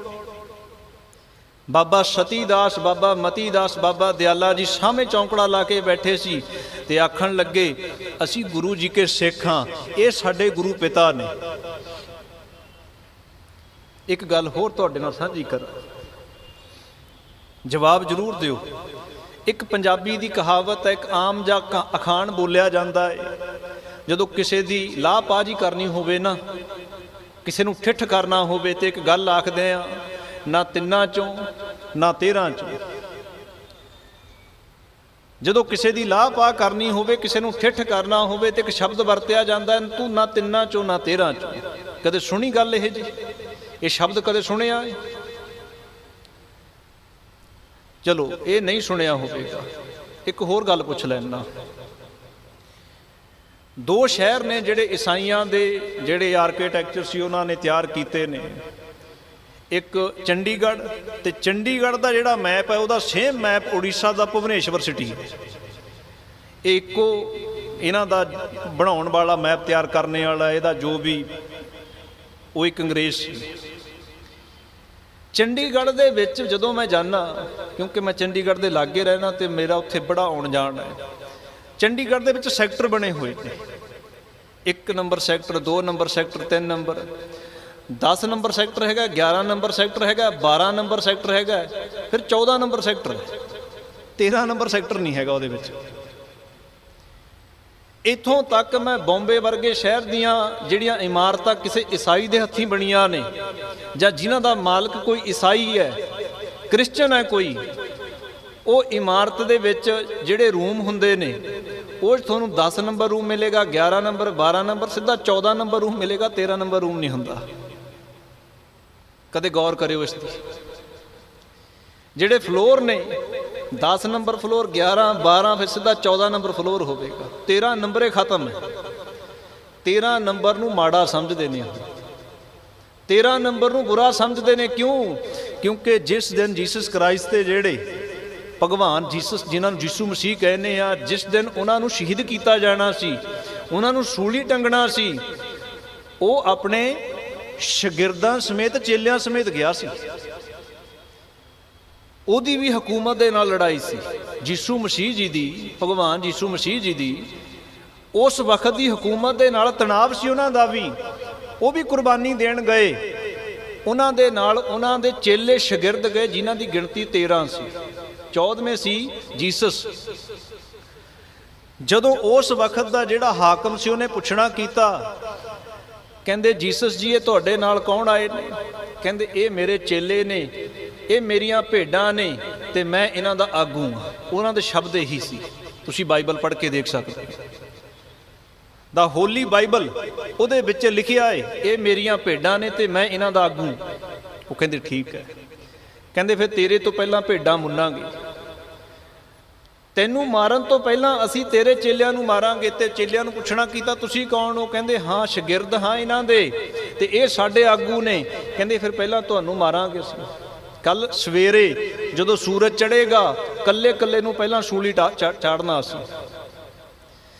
ਉਹ ਫਿਕਰਾਂ ਦੇ ਵਿੱਚ ਪੈ ਗਏ ਵੀ ਆਪਾਂ ਤਾਂ ਆਏ ਆ ਨਾਲ ਇਹਨਾਂ ਦੇ, ਵੀ ਆਪਣੇ ਗੁਰੂ ਜੀ ਨੇ ਇਹ, ਤੇ ਸਵੇਰੇ ਸੂਲੀ ਚੜ੍ਹਨਾ ਪੈਣਾ ਆਪਾਂ ਨੂੰ। ਉਹ ਕਹਿੰਦੇ ਮਰਨਾ ਥੋੜ੍ਹੀ ਹੈ। ਰਾਤ ਦੇ ਹਨੇਰੇ ਵਿੱਚ ਜੀਸਸ ਭਗਵਾਨ ਦਾ ਸਾਥ ਛੱਡ ਕੇ ਦੌੜ ਗਏ। ਭਗਵਾਨ ਯਿਸੂ ਮਸੀਹ ਜੀ ਦਾ ਸਾਥ ਛੱਡ ਕੇ ਦੌੜ ਗਏ 13 ਦੇ 13। ਜਦੋਂ ਸਵੇਰ ਹੋਈ ਆ ਕੇ ਪੁੱਛਣਾ ਕੀਤਾ ਵੀ ਭਗਵਾਨ ਜੀ ਤੁਹਾਡੇ ਚੇਲੇ ਕਿੱਥੇ ਨੇ? ਕਹਿੰਦੇ ਦੌੜ ਗਏ, ਸਾਥ ਛੱਡ ਗਏ। ਕਹਿੰਦੇ ਫਿਰ ਇੱਦਾਂ ਦੀ ਤੇਰੀ ਕਮਾਂਡ ਹੈ, ਇੱਦਾਂ ਦੀ ਤੇਰੀ ਸਿੱਖਿਆ ਹੈ ਵੀ ਤੇਰੇ ਸ਼ਾਗਿਰਦ ਤੇਰੇ ਨਾਲ ਨਹੀਂ ਖੜ ਸਕੇ, ਫਿਰ ਤੇਰੇ ਉੱਪਰ ਕੌਣ ਭਰੋਸਾ ਕਰੇਗਾ? ਤੇ ਭਗਵਾਨ ਯਿਸੂ ਮਸੀਹ ਜੀ ਨੂੰ, ਉਹਨਾਂ ਨੂੰ ਉਹ ਸੂਲੀ ਦੇ ਉੱਪਰ, ਕ੍ਰਾਸ ਦੇ ਉੱਪਰ ਲਮਕਾ ਦਿੱਤਾ ਸੀ। ਉਸ ਦਿਨ ਤੋਂ ਬਾਅਦ ਈਸਾਈ ਲੋਕਾਂ ਨੇ 13 ਨੰਬਰ ਸ਼ਬਦ ਦੇ ਨਾਲ ਨਫ਼ਰਤ ਕੀਤੀ ਸੀ ਵੀ ਇਹ 13 ਲੋਕ ਉਹ ਸਨ ਜਿਨ੍ਹਾਂ ਨੇ ਸਾਡੇ ਭਗਵਾਨ ਦੀ ਹੇਠੀ ਕਰਾ ਦਿੱਤੀ ਸੀ। ਇਹਨਾਂ ਕਰਕੇ ਸਾਡੇ ਭਗਵਾਨ ਦੀ ਬੇਅਦਬੀ ਹੋਈ, ਇਹਨਾਂ ਕਰਕੇ ਸਾਡੇ ਭਗਵਾਨ ਨੂੰ ਨੀਵਾਂ ਹੋਣਾ ਪਿਆ। ਇਹ 13 ਬੰਦੇ ਉਹ ਸੀ ਜਿਹੜੇ ਭਗਵਾਨ ਦਾ ਸਾਥ ਛੱਡ ਕੇ ਦੌੜ ਗਏ ਸੀ। ਸੇਮ ਵਰਤਾਰਾ ਵਰਤਿਆ ਸੀ ਦਿੱਲੀ ਦੇ ਚਾਂਦਨੀ ਚੌਂਕ ਦੇ ਵਿੱਚ। ਬਾਬਾ ਸਤੀ ਦਾਸ, ਬਾਬਾ ਮਤੀ ਦਾਸ, ਬਾਬਾ ਦਿਆਲਾ ਜੀ। ਪੁੱਛਣਾ ਕੀਤਾ ਕੌਣ ਹੋ ਤੁਸੀਂ? ਕਹਿੰਦੇ ਸਿੱਖ ਹਾਂ। ਇਹ ਕੌਣ ਨੇ? ਸਾਡੇ ਗੁਰੂ ਪਿਤਾ ਨੇ। ਕਹਿੰਦੇ ਸੋਚ ਲਓ। ਗੁਰੂ ਸਾਹਿਬ ਨੂੰ ਪੁੱਛਣਾ ਕੀਤਾ ਇਹ ਕੌਣ ਨੇ? ਗੁਰੂ ਸਾਹਿਬ ਆਖਦੇ ਨੇ ਪੁੱਤਰਾਂ ਤੋਂ ਵੱਧ ਪਿਆਰੇ ਸਿੱਖ ਨੇ ਮੇਰੇ। ਤੇ ਆਖਣ ਲੱਗੇ ਬਾਬਾ ਸਤੀ ਦਾਸ, ਬਾਬਾ ਮਤੀ ਦਾਸ, ਬਾਬਾ ਦਿਆਲਾ ਜੀ ਨੂੰ, ਕਹਿੰਦੇ ਸੋਚ ਲਓ ਸਿੱਖ ਹੋ ਇਹਨਾਂ ਦੇ। ਫਿਰ ਇਸ ਗੁਰੂ ਤੋਂ ਪਹਿਲਾਂ ਤੁਹਾਨੂੰ ਫਾਹੇ ਲਾਵਾਂਗੇ, ਪਹਿਲਾਂ ਤੁਹਾਡੀ ਸ਼ਹੀਦੀ ਹੋਵੇਗੀ। ਬਾਬਾ ਸਤੀ ਦਾਸ ਜੀ ਮੁਸਕਰਾਏ ਤੇ ਆਖਣ ਲੱਗੇ, ਕਹਿੰਦੇ ਚੰਗੇ ਰਹਿ ਗਏ ਤੁਸੀਂ, ਚੰਗੇ ਰਹੋਗੇ। ਤੇ ਚੰਗੇ ਰਹਿ ਗਏ। ਕਹਿੰਦੇ ਕਿਉਂ? ਪਹਿਲਾਂ ਸਾਨੂੰ ਮਾਰ ਦਿਓਗੇ ਕੋਈ ਫਿਕਰ ਨਹੀਂ, ਪਰ ਸਾਡੇ ਸਾਹਮਣੇ ਕਿਤੇ ਸਾਡੇ ਗੁਰੂ ਨੂੰ ਹੱਥ ਵੀ ਲਾ ਜਾਂਦੇ ਤੇ ਤੁਹਾਡੀ ਦਿੱਲੀ ਦਾ ਤਖਤਾ ਮੁੱਧਾ ਕਰਕੇ ਜਾਂਦੇ। ਗੱਜ ਕੇ ਆਖੋ ਸਤਨਾਮ। ਸਾਨੂੰ ਕੁਰਬਾਨ ਕਰ ਦਿਓ, ਕੋਈ ਝੋਰਾ ਨਹੀਂ ਹੈ, ਗੁਰੂ ਦੇ ਸਾਹਮਣੇ ਹੱਸ ਹੱਸ ਕੇ ਕੁਰਬਾਨੀਆਂ ਦੇਵਾਂਗੇ, ਪਰ ਸਾਡੇ ਸਾਹਮਣੇ ਕਿਤੇ ਗੁਰੂ ਨੂੰ ਹੱਥ ਲਾ ਜਾਂਦੇ ਤੇ ਤੇਰੀ ਦਿੱਲੀ ਦਾ ਤਖਤਾ ਮੁੱਧਾ ਕਰਦੇ ਅਸੀਂ। ਉਹ ਕਹਿੰਦਾ ਐਡਾ ਮਾਣ ਹੈ ਇਹਨਾਂ ਦੇ ਵਿੱਚ। ਬਾਬਾ ਸਤੀ ਦਾਸ ਜੀ ਨੂੰ ਰੂੰ ਦੇ ਵਿੱਚ ਲਪੇਟ ਕੇ ਜਿਉਂਦਿਆਂ ਨੂੰ ਅੱਗ ਲਾ ਦਿੱਤੀ ਸੀ। ਸਤੀ ਦਾਸ ਗੁਰੂ ਦੇ ਸਿਦਕ ਦੇ ਉੱਪਰ ਸਤੀ ਹੋ ਗਿਆ, ਜਿਉਂਦੇ ਜੀ ਆਪਣੇ ਆਪ ਦੀ ਕੁਰਬਾਨੀ ਦੇ ਗਿਆ ਬਾਬਾ ਸਤੀ ਦਾਸ। ਬਾਬਾ ਦਿਆਲਾ ਜੀ ਨੂੰ ਉਹਨਾਂ ਨੂੰ ਦੇਗ ਦੇ ਵਿੱਚ ਬਿਠਾਇਆ, ਵੱਡੇ ਬਰਤਨ ਦੇ ਵਿੱਚ ਜਿਹਦੇ ਉਬਲਦਾ ਪਾਣੀ ਸੀ, ਉਹਦੇ ਵਿੱਚ ਬਿਠਾ ਕੇ ਥੱਲੇ ਤੇ ਸੇਕ ਦਿੰਦੇ ਰਹੇ। ਪਾਣੀ ਉਬਲਦਾ ਰਿਹਾ, ਹੱਡੀਆਂ ਨਾਲ ਤੇ ਮਾਸ ਵੱਖਰਾ ਹੋ ਗਿਆ, ਪਰ ਜ਼ੁਬਾਨ ਦੇ ਉੱਪਰ ਤੇ ਸੁਖਮਨੀ ਸਾਹਿਬ ਦਾ ਜਾਪ ਨਹੀਂ ਟੁੱਟਿਆ। ਗੱਜ ਕੇ ਆਖੋ ਸਤਨਾਮ। ਉਹ ਆਖਦੇ ਨੇ, ਬਾਣੀ ਪੜ੍ਹਦੇ ਆ ਨਾ ਆਪਾਂ, ਕਹਿੰਦੇ ਹਰ ਨਾਮਾ ਹਰ ਰੰਗ ਹੈ, ਹਰ ਰੰਗ ਮਜੀਠੈ ਰੰਗ, ਗੁਰ ਤੁਠੈ ਹਰ ਰੰਗ ਚਾੜਿਆ, ਫਿਰ ਬਹੁੜ ਨਾ ਹੋਵੀ ਭੰਗ। ਇਹ ਹਰੀ ਦੇ ਨਾਮ ਦਾ ਰੰਗ ਚੜਿਆ ਹੋਇਆ ਹੈ, ਮਜੀਠ ਦੇ ਰੰਗ ਤੋਂ ਵੀ ਪੱਕਾ ਰੰਗ ਹੈ, ਇਹ ਨਹੀਂ ਉਤਰਨਾ। ਉਹ ਰੰਗ ਜੇਬ ਦੇਖਦਾ ਹੈ, ਕਹਿੰਦਾ ਉਬਲਦੇ ਪਾਣੀ 'ਚ ਉਬਾਲ ਕੇ ਦੇਖੋ ਰੰਗ ਉਤਰਦਾ। ਇੱਕ ਵਾਰ ਸੀ ਤੇ ਆਖੇਗਾ, ਕਹਿੰਦੇ ਨਹੀਂ ਉਤਰਿਆ। ਕਹਿੰਦੇ ਰੂੰ ਦੇ ਵਿੱਚ ਲਪੇਟ ਕੇ ਅੱਗ ਲਾ ਦੋ, ਸਾੜ ਦੋ, ਰੰਗ ਸੜੇਗਾ, ਕਹਿੰਦੇ ਨਹੀਂ ਸੜਿਆ। ਫਿਰ ਬਾਬਾ ਮਤੀ ਦਾਸ ਜੀ ਦੀ ਵਾਰੀ ਆਈ ਤੇ ਉਹਨਾਂ ਦੇ ਸਿਰ ਦੇ ਉੱਪਰ ਆਰਾ ਰੱਖ ਲਿਆ, ਕਹਿੰਦੇ ਸਰੀਰ ਦੋਫਾੜ ਕਰ ਦਿਓ। ਜਦੋਂ ਸਿਰ ਦੇ ਉੱਪਰ ਆਰਾ ਰੱਖਿਆ, ਧੰਨ ਗੁਰੂ ਤੇਗ ਬਹਾਦਰ ਸਾਹਿਬ ਮਹਾਰਾਜ ਦੇ ਸਾਹਮਣੇ ਹੈ ਤੇ ਗੁਰੂ ਤੇਗ ਬਹਾਦਰ ਸਾਹਿਬ ਮਹਾਰਾਜ ਬੰਦਗੀ ਵਿੱਚ ਬੈਠੇ ਨੇ ਚੌਂਕੜਾ ਲਾ ਕੇ, ਤੇ ਬਾਬਾ ਸਤੀ ਦਾਸ ਜੀ ਨੂੰ ਆਖਣ ਲੱਗੇ, ਕਹਿੰਦੇ ਵੇਖ ਲੈ, ਤੇਰਾ ਭਰਾ ਤੇਰੇ ਸਾਹਮਣੇ ਸ਼ਹੀਦ ਕਰਤਾ, ਤੇਰਾ ਗੁਰ ਭਰਾ ਦਿਆਲਾ ਜੀ ਤੇਰੇ ਸਾਹਮਣੇ ਸ਼ਹੀਦ ਕਰਿਆ, ਬਾਰੀ ਤੇਰੀ ਹੈ। ਇੱਕ ਵਾਰ ਕਹਿੰਦੇ ਸਿੱਖੀ ਛੱਡੀ, ਇਸਲਾਮ ਕਬੂਲ ਹੈ, ਆਨੰਦਪੁਰ ਜਾ ਕੇ ਭਾਵੇਂ ਦੁਬਾਰਾ ਸਿੱਖ ਸੱਜ ਜਾਈ। ਇੱਕ ਵਾਰ ਜ਼ੁਬਾਨ ਤੋਂ ਕਹਿ ਦੇ ਮੈਂ ਡੋਲ ਗਿਆ, ਇੱਕ ਵਾਰ ਕਹਿ ਦੇ ਤੇਰੇ ਅੰਦਰ ਭੈ ਆ ਗਿਆ, ਖੌਫ ਆ ਗਿਆ। ਬਾਬਾ ਸਤੀ ਦਾਸ ਕਹਿੰਦਾ ਖੌਫ ਤੇ ਕਦੇ ਨਹੀਂ ਆਉਂਦਾ, ਮੇਰੇ ਗੁਰੂ ਨੇ ਸਮਝਾਇਆ ਏ, ਭੈ ਕਾਹੂ ਕੋ ਦੇਤ ਨਹਿ ਨਹਿ ਪੈਵਾਨਤ ਆਨਾ। ਅਸੀਂ ਤੇ ਭੈ ਕਿਸੇ ਨੂੰ ਦਿੱਤਾ ਹੀ ਨਹੀਂ, ਫਿਰ ਤੇਰਾ ਭੈ ਲਈਏ ਕਿਉਂ? ਅਸੀਂ ਭੈ ਨਹੀਂ ਲੈਣ ਵਾਲੇ। ਔਰੰਗਜ਼ੇਬ ਕਹਿੰਦਾ ਇਹ ਡੋਲਣ ਵਾਲੇ ਨਹੀਂ ਹੈਗੇ। ਅੱਡੀ ਚੋਟੀ ਦਾ ਜ਼ੋਰ ਲੱਗਿਆ ਔਰੰਗਜ਼ੇਬ ਦਾ, ਇੱਕ ਇੱਕ ਵੀ ਸਾਡੇ ਪਰ ਭਾਰੂ ਪੈ ਰਿਹਾ ਹੈ, ਸਾਡੀ ਗੱਲ ਨਹੀਂ ਮੰਨ ਰਹੇ। ਕਾਜੀ ਕਹਿੰਦਾ ਮੈਂ ਕੋਸ਼ਿਸ਼ ਕਰਾਂ। ਕਾਜ਼ੀ ਸੀ ਜਿਹੜਾ ਬੜਾ ਦਿਮਾਗ ਲਾ ਰਿਹਾ ਸੀ, ਕਹਿੰਦਾ ਮੈਂ ਕੋਸ਼ਿਸ਼ ਕਰਕੇ ਦੇਖਦਾ। ਕਹਿੰਦੇ ਮਤੀ ਦਾਸ ਵੇਖ, ਸ਼ਹੀਦੀ ਤੇ ਪੱਕੀ ਹੈ, ਸਤੀ ਦਾਸ ਜੀ ਸ਼ਹੀਦ ਹੋ ਗਏ ਨੇ, ਦਿਆਲਾ ਜੀ ਸ਼ਹੀਦ ਹੋ ਗਏ, ਤੇਰੀ ਵਾਰੀ, ਫਿਰ ਗੁਰੂ ਜੀ ਦੀ ਵਾਰੀ ਹੈ। ਚੱਲ ਤੂੰ ਨਹੀਂ ਆਪਣਾ ਦੀਨ ਛੱਡਣਾ, ਨਾ ਛੱਡ, ਕੋਈ ਆਖਰੀ ਇੱਛਾ ਹੋਵੇ ਦੱਸ ਦੇ, ਅਸੀਂ ਤੇਰੀ ਆਖਰੀ ਇੱਛਾ ਪੂਰੀ ਕਰ ਦਾਂਗੇ। ਸਾਡਾ ਅਸੂਲ ਹੈ ਇਹ ਵੀ ਜਦੋਂ ਬੰਦਾ ਮਰਨ ਲੱਗਦਾ ਅਸੀਂ ਉਹਦੀ ਆਖਰੀ ਇੱਛਾ ਪੁੱਛਦੇ ਹਾਂ, ਆਖਰੀ ਵਿਸ਼ ਪੁੱਛਦੇ ਹਾਂ, ਅਸੀਂ ਪੂਰੀ ਕਰ ਦਿੰਦੇ ਹਾਂ। ਕਾਜੀ ਨੂੰ ਇਦਾਂ ਲੱਗਦਾ ਸੀ ਵੀ ਇਹ ਕੁਝ ਖਾਣ ਨੂੰ ਮੰਗੇਗਾ, ਕੁਝ ਪੀਣ ਨੂੰ ਮੰਗੇਗਾ, ਕੁਝ ਪਹਿਨਣ ਨੂੰ ਮੰਗੇਗਾ, ਤੇ ਅਸੀਂ ਆਖਾਂਗੇ ਵੀ ਡੋਲ ਗਿਆ, ਇਹਦੀ ਸਿਦਕ, ਇਹਦੀ ਸਿੱਖੀ ਡੋਲ ਗਈ। ਪਰ ਜਿਹੜਾ ਅੱਗੇ ਤੇ ਜਵਾਬ ਆਇਆ ਉਹ ਸੁਣ ਕੇ ਕਾਜੀ ਡੋਲ ਗਿਆ। ਗੱਜ ਕੇ ਆਖੋ ਸਤਨਾਮ। ਉਹ ਕਿਸੇ ਕਵੀ ਨੇ ਬੜਾ ਸੁੰਦਰ ਲਿਖਿਆ ਏ, ਕਹਿੰਦੇ ਕਾਜੀ ਆਖਦਾ, ਕਾਜੀ ਆਖਦਾ, ਕਾਜੀ ਆਖਦਾ ਦਸ ਖਾਂ ਮਤੀ ਦਾਸਾ, ਤੇਰੀ ਆਖਰੀ ਇੱਛਾ ਹੱਲ ਹੋਵੇ, ਜੋ ਤੂੰ ਚਾਹੇ ਸੋ ਤੂੰ ਪਾ ਸਕਦਾ, ਉਹ ਹਾਜ਼ਰ ਇਸੇ ਪਲ ਹੋਵੇ। ਮੰਗ ਕੀ ਮੰਗਦਾ ਏ, ਇਸੇ ਪਲ ਮਿਲ ਜਾਵੇਗਾ। ਕਾਜੀ ਆਖਦਾ ਦਸ ਖਾਂ ਮਤੀ ਦਾਸਾ, ਤੇਰੀ ਆਖਰੀ ਇੱਛਾ ਹੱਲ ਹੋਵੇ, ਜੋ ਤੂੰ ਚਾਹੇ ਸੋ ਤੂੰ ਪਾ ਸਕਦਾ, ਉਹ ਹਾਜ਼ਰ ਇਸੇ ਪਲ ਹੋਵੇ। ਹੱਸ ਕੇ ਕਿਹਾ ਮਤੀ ਦਾਸ ਅੱਗੋਂ, ਹੱਸ ਕੇ ਬੋਲੇ ਬਾਬਾ ਮਤੀ ਦਾਸ ਜੀ, ਕਹਿੰਦੇ ਸੁਣ ਫਿਰ। ਹੱਸ ਕੇ ਕਿਹਾ ਮਤੀ ਦਾਸ ਅੱਗੋਂ, ਕਾਜੀ ਜੀ ਮੇਰੀ ਆਖਰੀ ਇੱਛਾ ਹੱਲ ਹੋਵੇ। ਕਹਿੰਦੇ ਹੇ ਕਾਜੀ ਕਰੇਂਗਾ ਆਖਰੀ ਇੱਛਾ ਪੂਰੀ? ਕਹਿੰਦੇ ਕਰਾਂਗਾ। ਕਹਿੰਦੇ ਫਿਰ ਪੂਰੀ ਕਰ। ਕਹਿੰਦੇ ਬੋਲ ਕੀ ਚਾਹੀਦਾ ਏ? ਹੱਸ ਕੇ ਕਿਹਾ ਮਤੀ ਦਾਸ ਅੱਗੋਂ, ਕਾਜੀ ਜੀ ਮੇਰੀ ਆਖਰੀ ਇੱਛਾ ਹੱਲ ਹੋਵੇ। ਕਿਹੜੀ ਇੱਛਾ ਏ? ਮੇਰੇ ਸੀਸ ਉੱਤੇ ਜਦੋਂ ਚੱਲੇ ਆਰਾ, ਮੇਰਾ ਮੁਖ ਗੁਰੂ ਦੇ ਵੱਲ ਹੋਵੇ। ਆਰਾ ਚਲਾ ਲਈ ਸੀਸ ਤੇ, ਪਰ ਇੰਨੀ ਗੱਲ ਯਾਦ ਰੱਖੀ, ਜਦੋਂ ਸਿਰ ਦੇ ਉੱਪਰ ਆਰਾ ਚੱਲਦਾ ਹੋਵੇਗਾ, ਮੇਰਾ ਚਿਹਰਾ ਗੁਰੂ ਤੇਗ ਬਹਾਦਰ ਸਾਹਿਬ ਦੇ ਸਾਹਮਣੇ ਕਰ ਦੇਈਂ। ਗੱਜ ਕੇ ਆਖੋ ਸਤਨਾਮ। ਕਹਿੰਦਾ ਕਿਉਂ? ਕਹਿੰਦਾ ਮੈਂ ਚਾਹੁੰਦਾ ਸਾਰੀ ਉਮਰ ਗੁਰੂ ਨੂੰ ਸਨਮੁਖ ਰੱਖ ਕੇ ਤੁਰਿਆ, ਇਹ ਸਰੀਰ ਦੇ ਵਿੱਚੋਂ ਜਦੋਂ ਭੌਰ ਪੰਛੀ ਉਡਾਰੀ ਮਾਰੇ, ਸਵਾਸ ਤਿਆਗਾਂ, ਮੇਰਾ ਗੁਰੂ ਮੇਰੇ ਸਾਹਮਣੇ ਹੋਵੇ। ਕਰਵਤ ਭਲਾ ਨਾ ਕਰਵਟ ਤੇਰੀ, ਲਾਗ ਗਲੇ ਸੁਣ ਬਿਨਤੀ ਮੇਰੀ। ਆਰਾ ਪ੍ਰਵਾਨ ਹੈ ਪਰ ਗੁਰੂ ਦੀ ਪਿੱਠ ਪ੍ਰਵਾਨ ਨਹੀਂ ਹੈ। ਤਿੰਨੇ ਜਣੇ ਗੁਰੂ ਤੋਂ ਹੱਸ ਹੱਸ ਕੇ ਕੁਰਬਾਨ ਹੋਏ। ਇਸ ਕਰਕੇ ਜਦੋਂ ਕਿਸੇ ਨੂੰ ਨਖਿੱਧ ਕਰਨਾ ਹੋਵੇ ਤੇ ਆਖਦਿਆਂ ਨਾ ਤਿੰਨਾਂ 'ਚ ਨਾ 13 'ਚ, ਉਹ ਸਿੱਖੋ ਸਾਡੀ ਹਾਲਤ ਇਹ ਬਣ ਗਈ, ਨਾ ਤਾਂ 13 ਵਾਲੇ ਆ ਵੀ ਗੁਰੂ ਨੂੰ ਪਿੱਠ ਦਿਖਾ ਕੇ ਦੌੜੇ ਜਾਈਏ ਵੀ ਅਸੀਂ ਤੇਰੇ ਸਿੱਖ ਨਹੀਂ, ਤੂੰ ਸਾਡਾ ਗੁਰੂ ਨਹੀਂ, ਨਾ 3 ਵਾਲੇ ਆ ਵੀ ਮਰ ਮਿਟਾਂਗੇ ਤੇਰੇ ਵਾਸਤੇ। ਦੋਗਲੇ ਜੇ ਬਣ ਗਏ ਆ ਵੀ ਜਾਂਦੇ ਆ, ਪਿੱਠ ਵੀ ਦਿਖਾ ਦਿੰਦੇ ਆ। ਗੱਜ ਕੇ ਆਖੋ ਸਤਨਾਮ। ਉਹ ਦੋਗਲੇ ਜੇ ਬਣ ਗਏ ਆ, ਨਾ ਘੋੜਾ ਹੀ ਰਿਹਾ ਨਾ ਗਧਾ ਹੀ ਬਣਿਆ, ਕਹਿੰਦੇ ਖਚਰਾ ਬਣ ਗਿਆ। ਗੱਜ ਕੇ ਆਖੋ ਸਤਨਾਮ। ਜੇ ਬਣਨਾ ਸੀ ਤੇ ਤਿੰਨਾਂ ਵਰਗਾ ਬਣਦੇ, ਕਹਿੰਦੇ ਕੁਰਬਾਨ ਹੋਵਾਂਗੇ।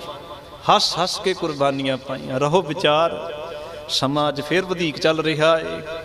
ਵੈਸੇ ਰੋਜ਼ਾਨਾ ਹੀ ਟਾਈਮ ਜ਼ਿਆਦਾ ਹੁੰਦਾ ਮੇਰਾ, ਤਾਂ ਖੈਰ ਖਿਮਾ ਚਾਹੁੰਦਾ, ਸਮਾਂ 'ਚ ਫਿਰ ਜ਼ਿਆਦਾ ਲੱਗ ਗਿਆ ਏ ਇੱਥੋਂ ਤੱਕ। ਪਰ ਮੈਂ ਲੜੀ ਨੂੰ ਤਾਂ ਕਰਿਆ ਸ਼ੇਅਰ ਕਿਉਂਕਿ ਕੱਲ੍ਹ ਨੂੰ ਸਾਡੇ ਵਿੱਚ ਬਾਹਰੋਂ ਬੜੇ ਸਤਿਕਾਰਯੋਗ ਕਥਾਵਾਚਕ ਸਿੰਘ ਸਾਹਿਬ ਆ ਰਹੇ ਨੇ।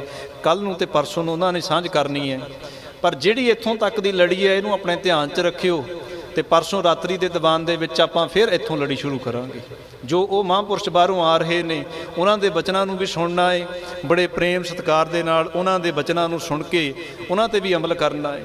ਪਰ ਜਿਹੜੀ ਇਤਿਹਾਸ ਦੀ ਲੜੀ ਆਪਣੀ ਚੱਲ ਰਹੀ ਹੈ, ਇਹ ਇਸੇ ਤਰ੍ਹਾਂ ਨਿਰੰਤਰ ਚੱਲੇਗੀ। ਪਰਸੋਂ ਦੇ ਦੀਵਾਨ 'ਚ, ਪਰਸੋਂ ਤੇ ਚੌਥੇ ਰਾਤ ਦੇ ਦੋਨਾਂ ਦੀਵਾਨਾਂ ਦੇ ਵਿੱਚ ਅਸੀਂ ਇਤਿਹਾਸ ਨੂੰ ਪੂਰਾ ਕਰਾਂਗੇ। ਦਿੱਲੀ ਦਾ ਇਤਿਹਾਸ, ਕਿਵੇਂ ਬਾਬਾ ਜੈਤਾ ਜੀ ਸੀਸ ਲੈ ਕੇ ਕੀਰਤਪੁਰ ਪਹੁੰਚਿਆ ਤੇ ਕਿਵੇਂ ਸ਼ੀਸ਼ ਮਹਿਲ ਤੱਕ ਗਏ ਨੇ, ਉਹ ਇਤਿਹਾਸ ਦੀ ਲੜੀ ਅਸੀਂ ਪੂਰੀ ਕਰਨੀ ਹੈ। ਆਪ ਜੀ ਨੇ ਬੜੇ ਪ੍ਰੇਮ ਨਾਲ ਹਾਜ਼ਰੀਆਂ ਭਰਨੀਆਂ।